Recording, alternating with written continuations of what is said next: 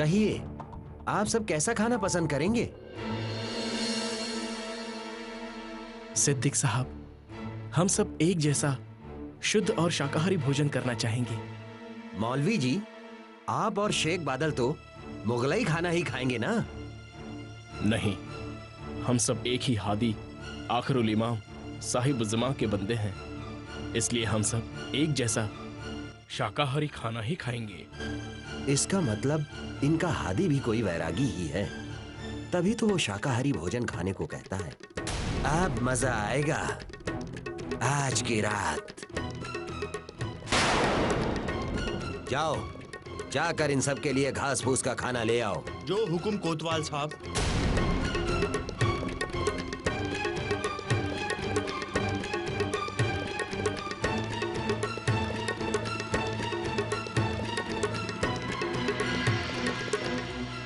हुजूर आला, हमारे विचार से आपको एकांत में बात करने की उनकी शर्त कबूल नहीं करनी चाहिए। यकीनन ये किसी दुश्मन की साजिश है, नहीं तो ये हिंदू फकीर का लिबास पहनकर क्यों आए? जहां पना, यदि उनसे बातचीत करनी भी हो तो हम आपके सेवक गुलाम किस लिए हैं? हमें हुक्म दीजिए, हम उनका पैगाम सुनेंगे और फिर आपको सारी हकीकत बयां कर देंगे।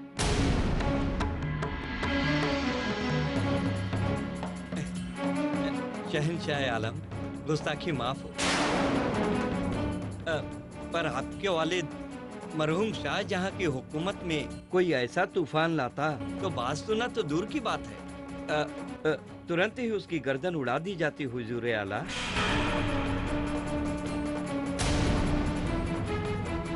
इन उलमाओं को खौफ है कि मैं कहीं एक फकीर को अपना हादी मानकर उसके बताए रास्ते पर न चलने लगूं, इसलिए ये इतना पशुपेश में है। जाहिर में इन सब से विरोध लेना ठीक नहीं होगा।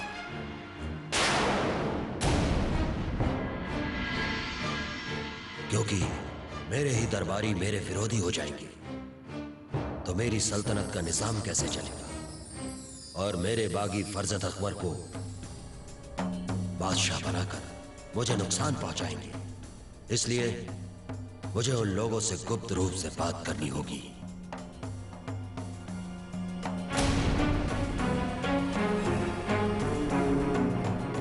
इंशाअल्लाह मां बदौलत आप सबके मशवरों पर गौर फरमाऊंगा।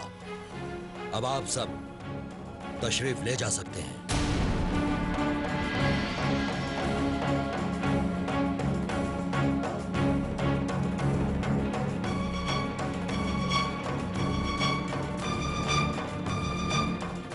हो सकता है कि वे किसी दुश्मन के भेजे हुए हो, और यह भी हो सकता है कि वे सच्चे हो और हकीकी दीन इस्लाम का पैगाम लेकर आए हो।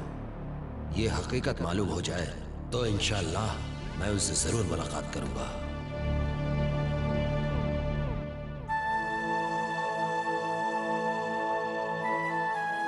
आलम पना, गौर से सुनो। कोतवाली में जाकर उन मोमिनीन हजरात के बारे में सारी जानकारी हासिल करो और मुझे फौरन इत्तला करो। जो हुकुम हजरत अक़दस आलम पना।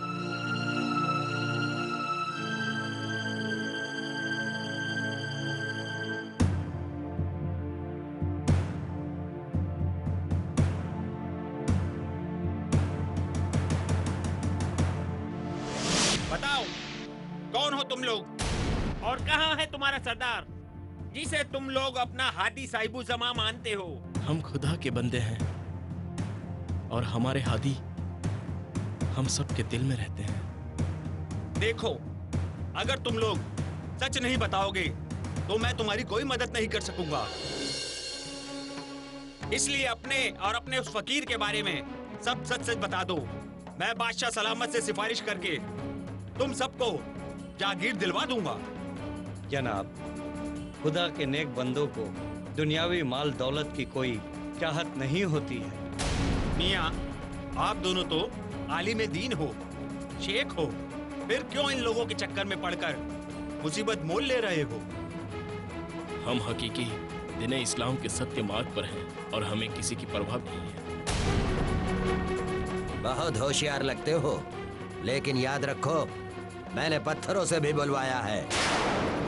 फिर तुम तो इंसान हो। उस परवरदिगार के सिवा हमें किसी का डर नहीं। अगर हम सत्य मार्ग पर हैं तो खुदा हमारी रक्षा करेगा। अभी पता चल जाएगा कि कौन सत्य मार्ग पर है।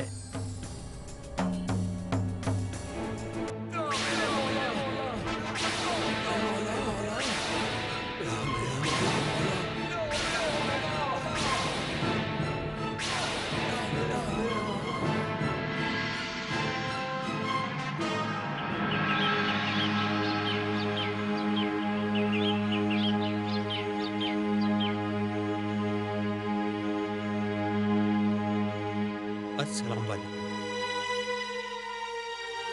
वालेकुम अस्सलाम।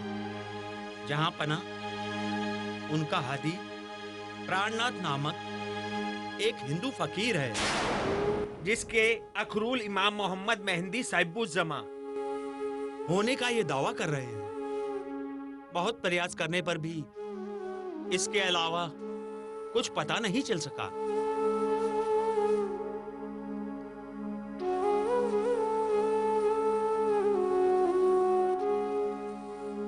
ये मामला तो बहुत ही पेचीदा हो गया है।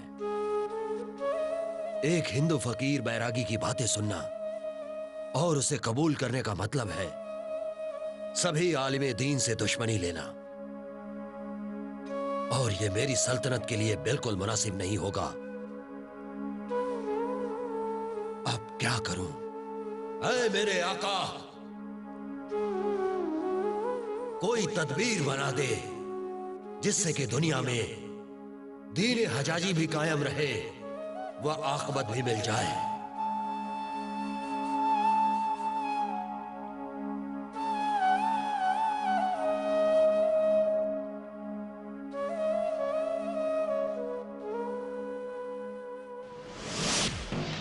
काजी साहब, आप तो कुरान व हदीस के बहुत बड़े ज्ञानी हैं, तो मेहरबानी करके ये बताइए कि क्या कुरान और हदीस में यही लिखा है कि जो सच्चाई की राह पर चले, एक अल्लाह और मोहम्मद साहब पर ईमान लाए, उसे प्रताड़ित किया जाए, उसे तकलीफ दी जाए? देखिए देखिए हमारे ऊपर कितना जुल्म हुआ है।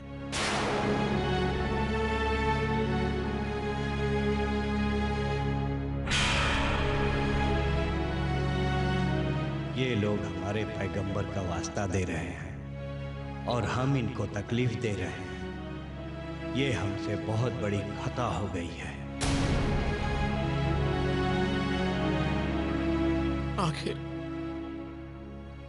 आखिर हमने ऐसा कौन सा गुनाह किया था जिसकी हमें ऐसी सजा मिली है? हमने ना तो किसी का धन लिया था, ना कोई चरित्रहीनता का काम किया था, हमने तो कोई चोरी भी नहीं की थी। तो फिर हमें क्यों इतना प्रताड़ित किया जा रहा है? यदि आप लोग नहीं चाहते तो ठीक है, हम बादशाह से मिलने नहीं जाएंगे और न ही उनसे इल्म की कोई बात करेंगे। हम आपके साथ ही रहेंगे और आपसे ही कुरान की चर्चा करेंगे। हजरत, आप लोगों के साथ जो कुछ भी वाकया पेश आया है उसका मुझे बेहद अफसोस है। मैं हाजी बादशाह सलामत के हुजूर में दरख्वास्त करूंगा कि आप सबको कोतवाल से रिहा कराने का हुक्म फरमा दें और मुझे आप सबकी मेहमान नवाजी करने का अवसर दें।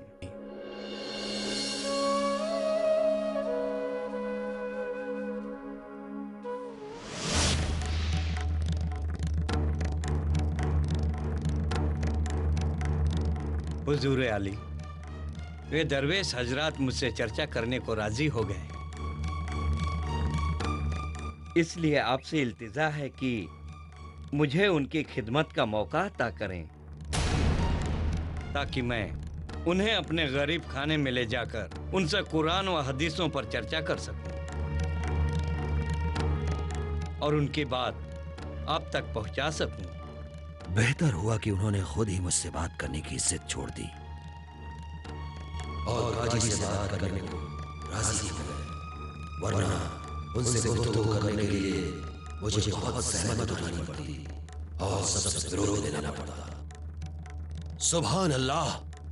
काजी साहब, ये जानकर मां बदौलत को बहुत खुशी हुई कि उन हजरात ने आपसे बातचीत करना कबूल कर लिया है। आप बेफिक्र होकर उन्हें अपने दौलत खाने ले जा सकते हैं। उनकी बेहतरीन खातिरदारी कीजिए, उनके खाने पीने का बेहतरीन इंतजाम कीजिए। ख्याल रहे कि उन्हें किसी भी किस्म की तकलीफ ना होने पाए।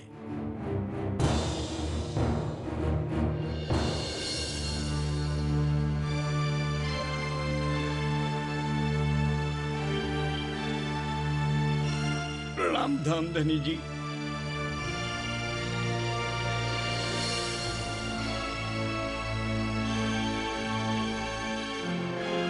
प्रणाम कान जी। बादशाह के पास संदेश पहुंचाने गए सुंदर साथ का हाल तो बताइए। कान जी, आप चुप क्यों हैं? बताइए। धामधनी, उन 12 सुंदर साथ को कोतवाल के हवाले कर दिया गया था। बताओ, कौन हो तुम लोग और कौन है तुम्हारा सरदार जिसे तुम अपना हादी साहिबु जमा मानते हो? हम खुदा के बंदे हैं और हमारे हादी हम सब के दिल में रहते हैं। आगे बताइए। कोतवाल उन्हें पूरी रात यातनाएं देता रहा।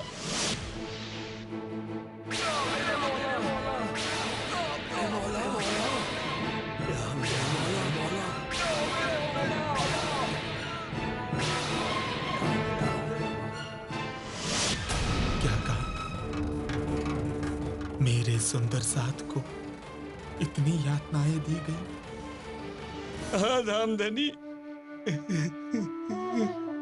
मैंने अपने लाडलों को सत्य ज्ञान का संदेश देकर भिजवाया था। पैगंबर को यातना देना और उनके मोमिनों को यातना देना एक समान कहा गया है। अब ये जुल्म ढाने वाले अपनी ही करनी से विनाश को प्राप्त होंगे। इनको अब कोई नहीं बचा सकता। न्याय के दिन जब खुदा के सामने इनके जुल्मों का हिसाब होगा और उन्हें जब उनके गुनाहों की सजा मिलेगी, तब उन्हें इस बात का बहुत पछतावा होगा। सारी दुनिया की लानत उन्हें नसीब होगी। सारी दुनिया सत्य की पहचान कर एक हो जाती यदि वे इसमें बाधक नहीं बनते।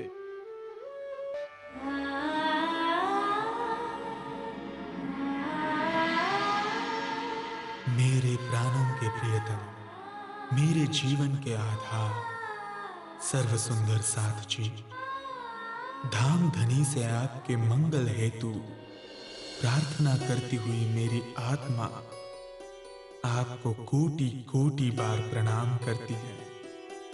आप सबने बहुत ही धैर्य और साहस के साथ सत्य ज्ञान का संदेश पहुंचाया है। ये शोभा आप सबको श्री राज जी ने ही दी है। उनके हुक्म के बिना ये संभव नहीं था। इसलिए सदैव धामधनी के चरणों का आश्रय लेकर प्रत्येक कार्य करना। धामधनी ने आपको ज्ञान के अनंत नेत्र दिए हैं। इसलिए आप विचलित न होकर नीति पूर्वक सत्य ज्ञान का प्रचार प्रसार करते रहना।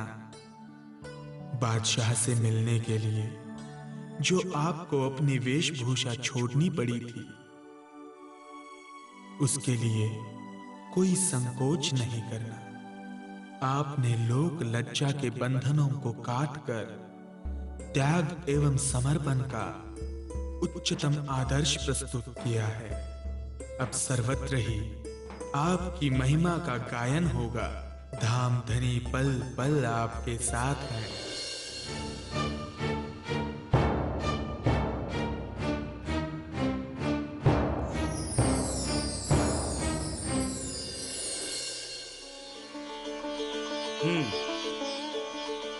तो मोमिन हजरात, क्या आप सुरह कद्र का मायना बयान कर सकते हैं? इंशाअल्लाह, बेशक। लेकिन आप हजरात से निवेदन है कि आप सब बेहद ध्यानपूर्वक इसका मनन और चिंतन करेंगे। बिस्मिल्लाहिर्रहमानिर्रहीम। अल्लाह के नाम से जो बहुत मेहरबान निहायत रहम वाला है। इन्ना अंज़लनाहु फी लैलतिल कद्री। हमने कुरान पाक को शब कद्र में नाजिल किया। और तुम्हें क्या मालूम कि कद्र की रात क्या है? कद्र की रात 1000 महीने से बेहतर है। इसमें फरिश्ते और रूहें एक विशेष काम के लिए अपने परवरदिगार के हुक्म से उतरते हैं। सुबह होने तक उन पर सलामती रहती है। 1000 महीने के 83 साल और 4 महीने होते हैं, जो कि हिजरी 10वीं व 11वीं सदी का वो अनमोल समय है जिसमें मोमिन रूहें यानी ब्रह्मात्माएं और नजदीकी फरिश्ते यानी ईश्वरी सृष्टि अपने पालनहार परमात्मा के हुक्म से इस फानी दुनिया का खेल देखने उतरे हैं। लेकिन हजरत, क्या आप कुरान पाक से साक्षी देकर साबित कर सकते हैं कि हिजरी 10वीं व 11वीं सदी में ही हजरत ईसा रूहुल्लाह, आखिरुल इमाम मोहम्मद, मेहंदी साहिब बुज़्ज़मा और क़ियामत का आना यकीनन है? जी हाँ जनाब आली। पारह 22 सूरह सबा आयत 29-30 में बयान किया गया है कि वे कहते हैं कि क़ियामत का वादा कब पूरा होगा। तो तुम उनसे कह दो कि तुमसे एक दिन का वायदा है जिससे न एक घड़ी पीछे रहोगे न आगे बढ़ोगे। पारा 28 सूरा 10 आयत 18 में बयां किया गया है, ईमान वालों, खुदा से डरते रहो कि उसने कल के लिए क्या भेजा है। बेशक खुदा तुम्हारे हर काम से खबरदार है। पारा 17 सूरह हज आयत 47 में लिखा है, वो तुमसे अजाब के लिए जल्दी कर रहे हैं और खुदा अपना वायदा हरगिज खिलाफ नहीं करेगा। और बेशक तुम्हारे परवरदिगार के नजदीक एक दिन तुम्हारे हिसाब के मुताबिक 1000 वर्ष के बराबर है। पारह आम सूरह कद्र में बयां किया गया है, 10 और 1 रात की कसम, ये 11वीं सदी हिजरी का संकेत है। इस प्रकार हजरत ईसा रूहुल्लाह अलैहिस्सलाम व 11वीं सदी में हजरत आखिरुल जमा इमाम मोहम्मद मेहदी साहिबुज़्ज़मा और क़ियामत का जाहिर होना साबित होता है। कलाम पाक और सही हदीसों की रोशनी में भी देखा जाए तो ये बात स्पष्ट है कि हर 1000 साल में एक मुजदीद दीन यानी धर्म सुधारक पैदा होता है, जो दीन में आई विद्दतों व बुराइयों को दूर करके। इसी के अनुसार 10वीं हिजरी में हजरत ईसा रूह अल्लाह और 11वीं सदी के इस बेहतरीन दौर में हजरत आखिरुल इमाम मोहम्मद महदी साहिबुज़्ज़मा प्रकट हुए हैं। और हक की हिदायत यानी इल्म लदुन्नी इमाम साहिब उज़्ज़मा और खासुल खास मोमिन रूहों पर नाजिल हुई हैं, जिससे कुरान पाक के बातिन रहस्य प्रकट हो रहे हैं।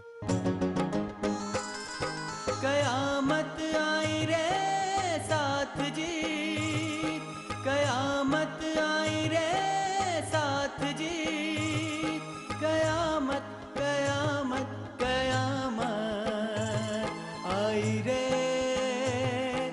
साथ जी।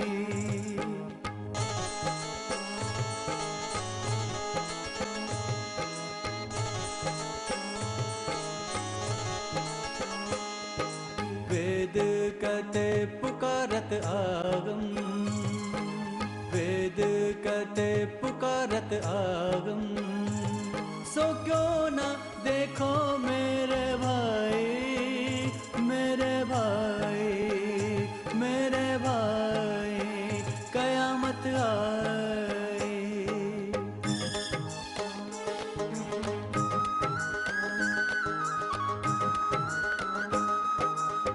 कागद आया वतन का, कासिद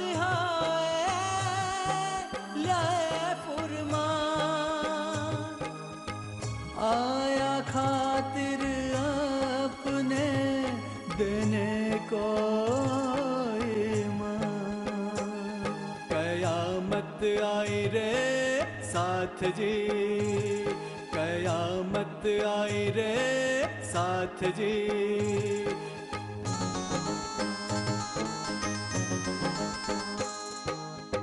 जो साहेब किने न देखिया ना कछु सुनिया का, सो साहेब का जी हो के जाहिर कर सी कुरान। कयामत आई रे साथ जी, कयामत आई रे साथ जी।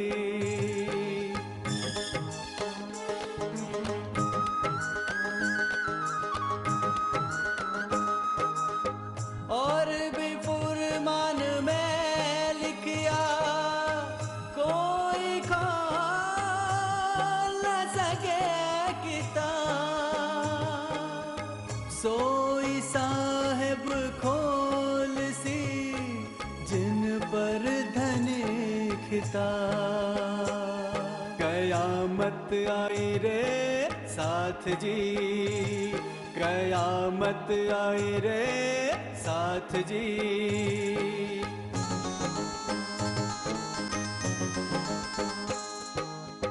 ऐसा खे सब पुकार रही, निपट निकट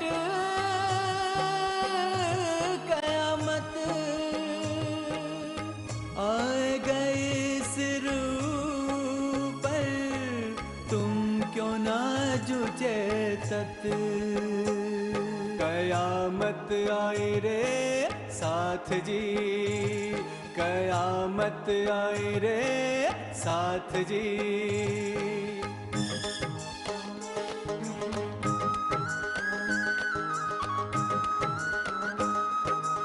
साथ जी साफ हुए बिना अखंड में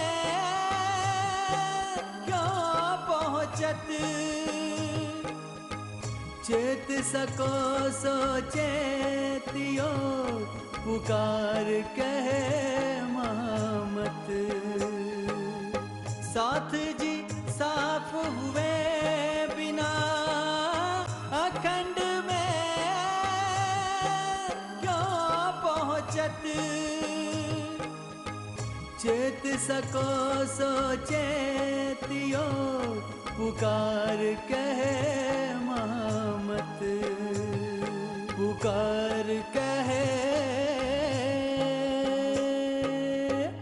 महामत।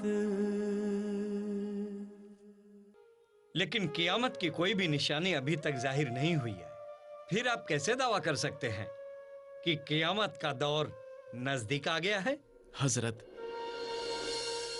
जब आप इल्म लदुन्नी तारतम ज्ञान की रोशनी में इमाम साहिबुज़्ज़मा की हिदायत से चिंतन करेंगे तो आपको सारी निशानियां जाहिर दिखाई देंगी। कियामत उल सुगरा यानी कियामत का छोटा दौर शुरू हो चुका है। इसके बाद कियामत उल कुबरा शुरू होगा। हजरात, तो क्या आप उन निशानियों का खुलासा कर सकते हैं? बेशक जनाबे आली, इंशाअल्लाह। पहली निशानी ये है, दाब तुल अर्ज, यानी एक ऐसा जानवर पैदा होगा जिसकी शक्ल तो आदमी के समान होगी, किंतु उसकी आंखें नापाक जानवर खंजीर की होंगी, कान हाथी के, छाती शेर की, पीठ गीदड़ की, गर्दन मुर्ग की होगी और उसके सिर पर बैल के सींग होंगे और बाकी शरीर आदमी का होगा। वास्तव में ये कोई जानवर नहीं है, बल्कि इंसान में जानवर के गुण आ जाना ही इसका प्रकटना है। खंजीर की तरह कुदृष्टि, हाथी की तरह निंदा सुनकर तुरंत क्रोधित होना, शेर की भांति क्रूर हृदय वाला होना, गीदड़ की कमजोर पीठ की तरह धर्मदान आदि में कमजोर होना, मुर्ग की गर्दन की तरह अकड़ व अहंकार होना और बैल की तरह झगड़ते रहने की प्रवृत्ति, जो कि आज ये सामान्य रूप से सभी इंसानों में दिखाई दे रही है। कयामत की दूसरी निशानी है काना दज्जाल का आना। उसके बारे में लिखा है कि वह गधे पर सवार होकर आएगा और गधे का कद इतना होगा कि उसका सिर आसमान तक जाता होगा और सातों समुद्रों का पानी उसकी जांग तक ही आता होगा। इस 14 तबक की दुनिया यानी विराट को ही इशारों में गधा कहा गया है। 14 लोग यानी 14 तबक के तमाम इंसानों में अज्ञानता का दज्जाल सवार हो गया है, जिससे वे कुफ्र, शिर्क, इंद्रियों की चाहनाओं और बुराइयों में डूब गए हैं। ऐसे कठिन वक्त में ईमान का नामो निशान ही नहीं दिखाई देता है।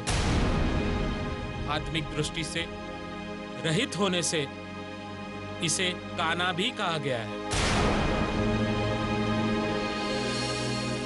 तीसरी निशानी है याजूज माजूज का आना। वास्तव में दिन रात के रूप में ही याजूज माजूज दुनिया के काल हैं। दिन में मनुष्य की वृत्तियां 100 तरफ भागती हैं। इसे 100 गज का लंबा याजूज कहा है। और रात में मनुष्य जब सो जाते हैं तब उनकी वृत्तियां एक जगह हो जाती हैं। उसे 1 गज का माजूज कहा है। इनकी 3 फौजें तुलु, ताब और शब यानी सुबह, दोपहर व शाम है। इनको सिकंदर आजम ने एक गुफा में बंद करके 8 धातुओं की दीवार बना दी थी। याजूज माजूज सुबह से लेकर शाम तक उस दीवार को चाटते रहते हैं। वो दीवार कागज जैसी एकदम पतली हो जाती है। तब वे कहते हैं कि वे बाकी की दीवार इंशाअल्लाह कल चाटेंगे, लेकिन अगले दिन वो दीवार खुदा के हुक्म से ही पहले जैसे मजबूत हो जाती है। 8 धातुओं से बना मनुष्य का शरीर ही वो दीवार है जो सुबह से शाम तक काम करते रहने से थक कर कमजोर हो जाता है। इसे ही दीवार का पतला होना लिखा है। रात को आराम के बाद अगले दिन सुबह शरीर फिर से मजबूत और ताजा हो जाता है। आगे लिखा है कि कियामत के समय खुदा ताला के हुक्म से वे उस दीवार को तोड़कर बाहर निकल जाएंगे और सब लोगों को खा जाएंगे और सारा खारा पानी, मीठा पानी, वृक्ष, पहाड़ सब कुछ खा पी जाएंगे, यानी सब कुछ प्रलय के अधीन होता जाएगा। चौथी निशानी है पश्चिम से बिना रोशनी का सूरज उगना। वास्तव में ये तारीकी यानी अज्ञानता का सूर्य है जो दुनिया वालों के दिल पर पर्दा हो गया है। एक गैर मुस्लिम के तन में आखिरुल इमाम साहिब उज़्ज़मा के प्रकट होने से दुनिया उनकी पहचान नहीं कर पा रही है और इल्म व ईमान से दूर हो रही है। वरना सूरज कभी भी बिना रोशनी का नहीं होता। पांचवी निशानी है ईसा रू अल्लाह का पुनः आना। हजरत ईसा रू अल्लाहू मोमिन रूहों को साथ लेकर चौथे आसमान लाहुत यानी अर्शे आजम से उतर आए हैं और दज्जाल जो सब लोगों के दिलों को इंद्रियों की ख्वाहिशों और बुराइयों से भर के गुमराह कर रहा है, उसको अपने इल्मे लदुनी से खत्म करके सारी दुनिया को एक दीन कर रहे हैं। छठवीं निशानी है हजरत आखिरुल इमाम मोहम्मद मेहदी साहिब उज़्ज़मा का प्रकट होना। वे तमाम लोगों के इमाम यानी सरदार मोहम्मद बनकर हक सुबहान ताला नूर जमाल के किब्ल बका यानी अक्षरातीत पर ब्रह्म के अखंड परम धाम की हिदायत करके लोगों को सजदा करा रहे हैं। इन्होंने हकीकत और मारिफत का दरवाजा खास उल खास गिरोह रब्बानी यानी ब्रह्मा आत्माओं पर खोल दिया है। सातवीं निशानी है असराफील का 2 बार सूर फूंकना, जिसके बारे में लिखा है कि पहला सुर फूंकने पर पहाड़ भी टुकड़े टुकड़े होकर रुई के समान हवा में उड़ेंगे। अर्थात इल्मे लदुन्नी तारतम ज्ञान के प्रकट होने पर बड़े बड़े ज्ञानी भी अपना अहंकार छोड़कर आखिरुल जमा इमाम के कदमों में आएंगे और हकीकत व मारिफत की राह यानी परब्रह्म को पाने का सीधा सच्चा मार्ग अपनाएंगे। दूसरा सुर फूंकने पर तमाम लोग हशर के मैदान में जाएंगे। हजरात, आज तक किसी ने भी इस तरह की व्याख्या नहीं की है, हम कैसे मान लें कि आप सच कह रहे हैं? यदि कियामत प्रकट रूप से करना होता तो उसकी निशानियां भी प्रत्यक्ष ही बताई गई होती। आखिरुल इमाम मोहम्मद मेहदी साहिब उज़्ज़मा की यही तो पहचान है कि वे कुरान शरीफ व हदीसों के बातिन मायने और हकीकत मारिफत के हरूफों को जाहिर करेंगे। ये बात कुरान पाक की तफसीर हुसैनी में मवाहिब आलिया हजरत मौलाना कमालुद्दीन हुसैन साहिब ने भी लिखी है।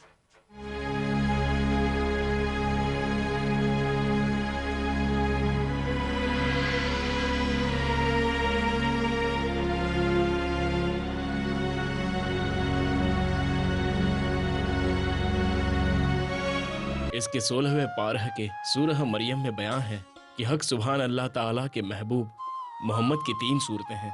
एक बसरी सूरत जो कि अरब में मोहम्मद मुस्तफ़ा सल्लल्लाहु अलैहि वसल्लम के रूप में जाहिर हुई।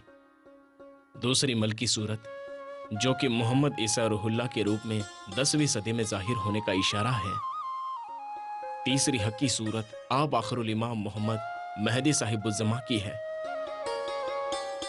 जो कि दिन को ताज़ा करने का महान काम कर रहे हैं। इनके इल्म लद्दुन्नी यानी तारतम ज्ञान से ही समस्त धर्म ग्रंथों के रहस्य खुल रहे हैं। कुरान पाक में भी अलिफ लाम मिम के हरूफ मुक्तात से इन्हीं 3 सूरतों का इशारा किया गया है।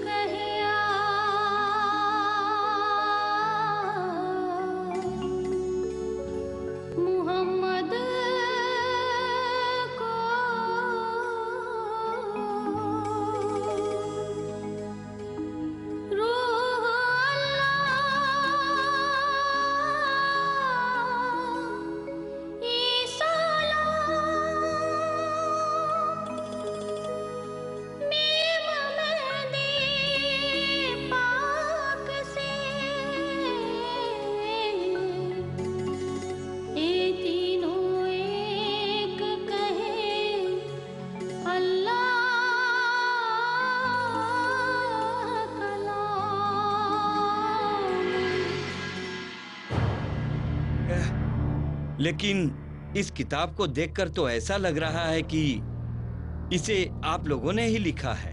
जी नहीं हजरत, हम ऐसा काम नहीं कर सकते हैं। आप तो खुद ही समझदार हैं। इस किताब को ध्यान से देखिए। इसे तो हमने उर्दू बाजार से इसका नौछावर देकर लिया है। ये रही आपकी किताब, इसकी कीमत 40 रुपए है।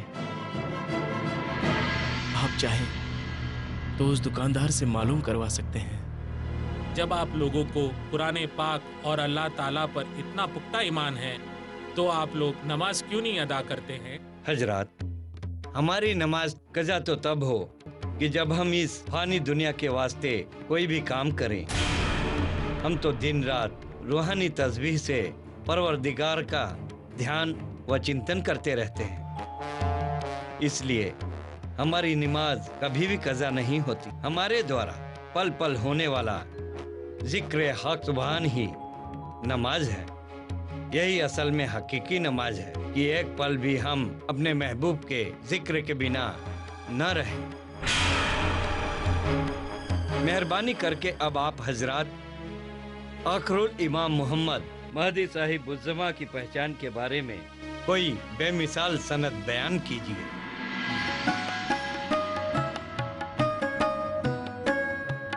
शरत सोई जो आगे करी, हक इलम होसी जाहिर लिखा है कुरान में, आया सो आखिर खेल पाया इब्तिदा से, आप असल बका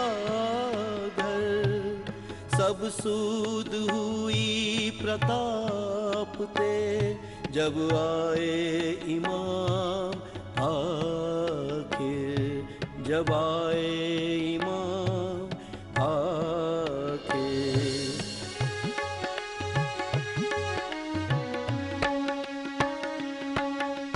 गए बीमार दज्जाल का, गए बीमार दज्जाल का, सब में गया पसल, सो साफ हुई सब दुनिया,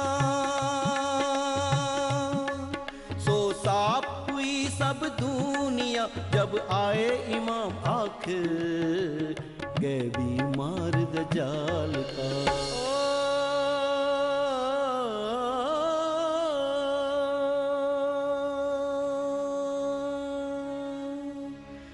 मुस्लिम को मुस्लिम की, हिंदुओं को हिंदुओं की तर, ऐसा मुझे सब अपनी मिले, जब आए इमाम आखिर।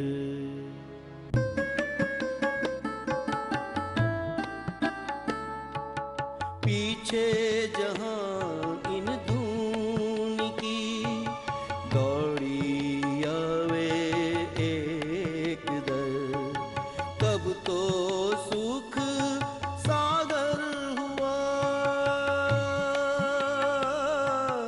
तब तो सुख सागर हुआ, जब आए इमाम आखिर, जब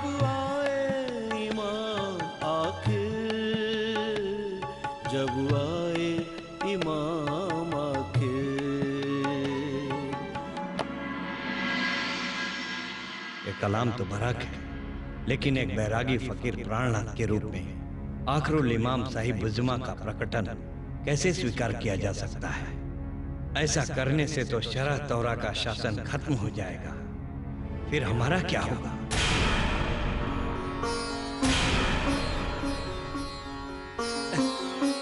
अच्छा हजरत, हम यह स्वीकार करते हैं कि हजरत आखिरुल इमाम मोहम्मद महदी साहिब उज़्ज़मा के प्रकटन की आपकी बात सही है।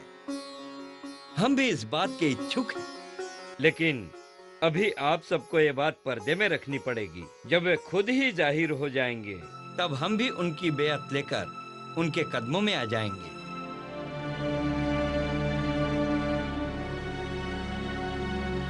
जैसी साहिब की रजा।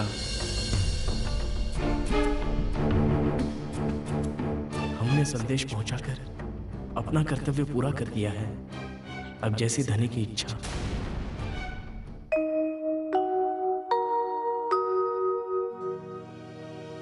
आप इमाम अजू